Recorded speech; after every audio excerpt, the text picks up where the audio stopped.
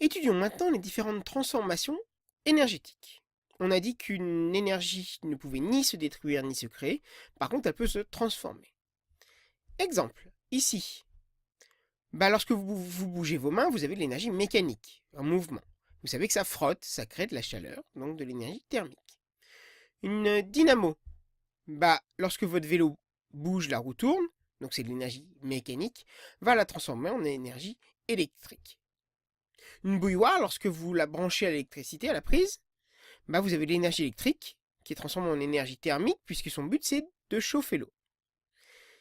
Ici, plus un skieur est haut en altitude, plus il va avoir ce qu'on appelle de l'énergie potentielle de pesanteur, c'est-à-dire une énergie de réserve qui est liée à l'altitude, et plus il descend, plus ça va se transformer en énergie cinétique qui est liée à la vitesse.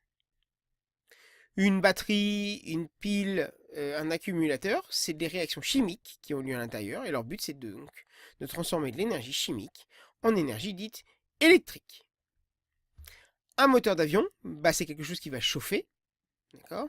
Ça va à la fois faire tourner les pales et faire bouger l'avion, donc tout simplement, c'est de l'énergie thermique qui est transformée en énergie dite mécanique. Voilà un petit schéma pour d'autres. Donc vous avez l'énergie. Donc vous avez par exemple de l'énergie rayonnante, donc qui vient du soleil, qui permet de faire de la photosynthèse, d'accord. Et la photosynthèse, donc c'est transformer l'énergie thermique due au soleil, d'accord, enfin rayonnante plutôt, pardon, en énergie chimique, utilisable par les plantes. D'accord. L'énergie chimique, aussi, pour l'être humain, peut être transformée en énergie mécanique par les muscles, puisque les muscles vont utiliser cette énergie chimique par l'intermédiaire de ce qu'on appelle la glycolyse, d'accord, pour nous faire bouger. L'énergie chimique aussi peut se transformer en énergie thermique par l'intermédiaire de chaudières, ou peut se transformer, on l'a vu, en énergie électrique par rapport à des batteries. L'énergie rayonnante du soleil peut se transformer directement en énergie électrique. Comment? Des panneaux photovoltaïques, ça transforme l'énergie solaire en énergie électrique. D'accord.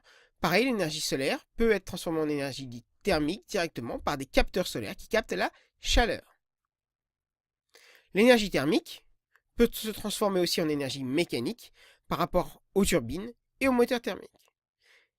Et enfin, l'énergie mécanique peut se transformer en énergie électrique par rapport à ce qu'on appelle des alternateurs.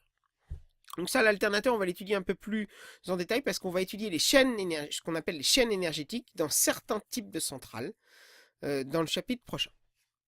Voilà, donc l'énergie se transforme naturellement d'une forme à une autre et on utilise ces transformations pour répondre à certains besoins.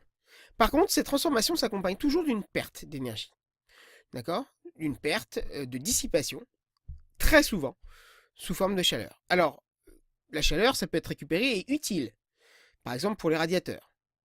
Mais très souvent, ça ne l'est pas et on considérera ça comme une perte.